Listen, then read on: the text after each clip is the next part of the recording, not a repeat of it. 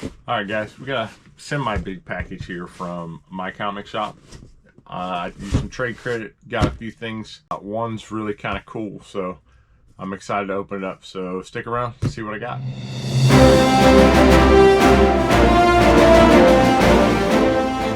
All right, guys, so like I said before, I buy a lot of stuff from Lone Star Comics with trade credit because I sell a lot of stuff through them. I think their consignment setup is really easy. It's very user friendly. You get good prices. You can sell and set sell prices, or you can put in auctions. They have, I think, 4 signature auctions a year. I do hate the fact that they use these packing peanuts in my beautiful package, but I want to try and not give it away because, like I said, one of these things is really cool, so I might edit this little section out so you don't see this part. So yeah, so I'm digging through. Some of these were PC books. I've said it before, I'm big on I'm a completionist when it comes to the X-Men stuff, so I very much want to get every copy, every version of the X-Men books. So I've got a lot of Mark Jewelers variants, a lot of Australian price variants. So anytime they get some of the ones that are harder to find, the Canadian price stuff or the reprint stuff, I usually pick it up regardless of the grade, just if I don't have it, because some of them are just they're hard to find. So we'll go through that first. First book up, they're saying it's a 6.0. This is Uncanny X-Men number 164. This is the Canadian price variant, so it's the 75-cent version. I'd say 6.0 is probably about right on that. Next up, 166. This is also the Canadian price variant. This was a 7.0 is what they're saying. It's actually really sharp. I'm saying it's probably an 8.5 or better. I'm not going to grade that. I usually don't grade the Canadian books. But I do, like I said, I'm a completionist. I want them all. Next up, 169. This is also the Canadian price variant. Again, this is probably 7580 range. I paid like next to nothing for these. Again, I didn't pay anything. I used trade credit, so I used credit I'd gotten from other books. So this one is a Mark Jewelers variant. If you've not seen the Mark Jewelers variants, they're pretty. You can actually, they're always barcoded, so you'll never see a Mark Jewelers variant book that doesn't have a barcode. Some of them have the little red, they have like a little red star stamp up on the comics code thing, and that was a military base version. They were only available at military bases, so it just has in the centerfold the ad to buy jewelry from Mark Jewelers. These are a little tougher to press sometimes because it's a higher gloss paper. They also sometimes have like a glue, the older ones have like a glue flap where you could stick your little postcard in there and mail it in to order stuff.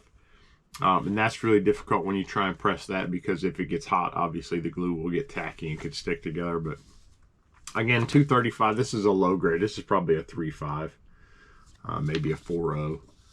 It's got some wrinkling, but it is the Mark Jewelers version, and I don't have a 235 Mark Jewelers, so I bought it. So 184, this is the Canadian price variant. Again, with all these two, I guess it's important to say, so UPCs will be on any non-US version book.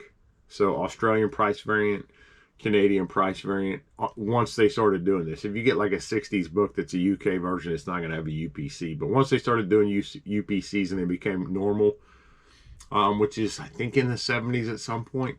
So Canadian price variants, UK price variants, Australian price variants, they're all going to have the UPC. And then the Mark Jewelers ones will also always have the UPC.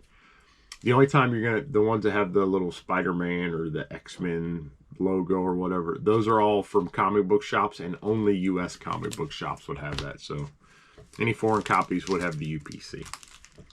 I've actually done good in like dollar bins at comic conventions, going through and just looking for the UPC codes and getting Mark Jewelers. A lot of times you don't have to open it. You can look down at the top and you'll see the dark line, which is that there's an insert. And they didn't really do that until want to say like the 90s, they would start having some ads and stuff in there that was like in every comic. But if you find something from the 70s and 80s that has a UPC on the front and then a dark line, it's probably a Mark Jewellers variant. They're actually a little more common, I think, than what most people think. A lot of people buy comic books and don't ever open them up and look at them to see that it's a Mark Jeweller variant. So, and they do have some more value in some cases, extremely high value on like key books. But yeah, I think it's just information. Take it or use it or don't. It's up to you. So last one, we got another Mark Jewellers. So this is X-Men 189. Again, it has the Mark Jewellers insert. I always check these because occasionally they will mess up at my comic shop and they won't send. They'll have it bagged and tagged as the Mark Jewellers, but then the book they send you won't have it. But these do. And there's, you can see, another Mark Jewellers variant. So that was the stuff for me. Now let me show you the cool thing. So they reprinted a lot of books in 1966 of some early key Marvel books. They did Avengers 4. They did Amazing Spider-Man #1. And they were, what they were called is they were Golden Record reprints. And they came with a golden record that I think the record actually told the story. Like you could play the record if you had a record player, which everyone did back in the 60s. You could play the record and flip through the book and it would actually, I think, read the story to you. So I have seen lots of reprints at conventions and what have you, but this one is unique. So this is Journey into Mystery 83, the Golden Records reprint. You can tell it's a reprint because it doesn't have the 12 cent. I think the 12 cent on this one was right here. It does not have that. Other than that, it's almost an exact replica of the book. If it did have that number, it would be very hard to identify the two. Other than when you open it, I think it has less pages, but it also has ads for the Golden Records. I know there's one either on the back cover or inside the back cover. So that's a Golden Record ad right there. And then there's no other ads inside these. Like a lot of them would, send in $2 and get a monkey or whatever. These didn't have that. They just had Golden Records ads in them. But what really makes this one cool is it came with the record. I've seen lots of these. I've never seen them. I've never seen the record and the book together. I've only ever seen the records and or the books. Now, do I know that these two were originally sold together? Probably not. But I bought this as a set, and for you younger people, this is what a record looks like. It's a big old piece of vinyl that's pressed. It's got little grooves in it. You put it in a record player and it plays sound. I know it's crazy. It's a lot different than an iPod. It doesn't work quite the same way. So it's two-sided. So this is side A. And this is side B. It tells you a little bit about it. Marvel Age comic record. Mighty Thor. It says featuring the voices of Don Acco, Ron Liss, Ralph Bell, Elaine Rost, and Hamilton O'Hara. Written by Stan Lee. So yeah, I'm gonna assume, and I don't have a record player, so I can't actually verify what's on this. I might know someone that has a record player, so I might have to check that out. But I'm pretty sure it's the story. So I grew up with records. Yeah, I'm sure some of you did too. I know looking at my analytics, a lot of my audience is my generation and a little older, so you've definitely seen records before, but I just thought this was really cool. I wish it was sealed, but it's really hard to find these still sealed. With the book, the book's actually really good shape too. I'd say this is probably in the 7580 range. I have an Amazing Spider-Man 1 Golden Record, just the book, and it's graded, and I want to say it's a 9.0. I just think it's cool. It's got super white pages, so that's nice. Definitely going to get, if I get it graded, it'll definitely get white pages, not off-white to white.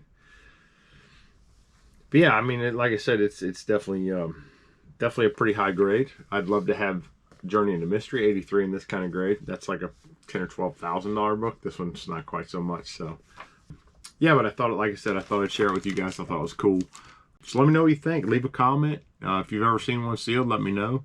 Don't forget, still giving away Marvel Superhero Secret Wars number 8. All you gotta do is like and subscribe below. Get this for free.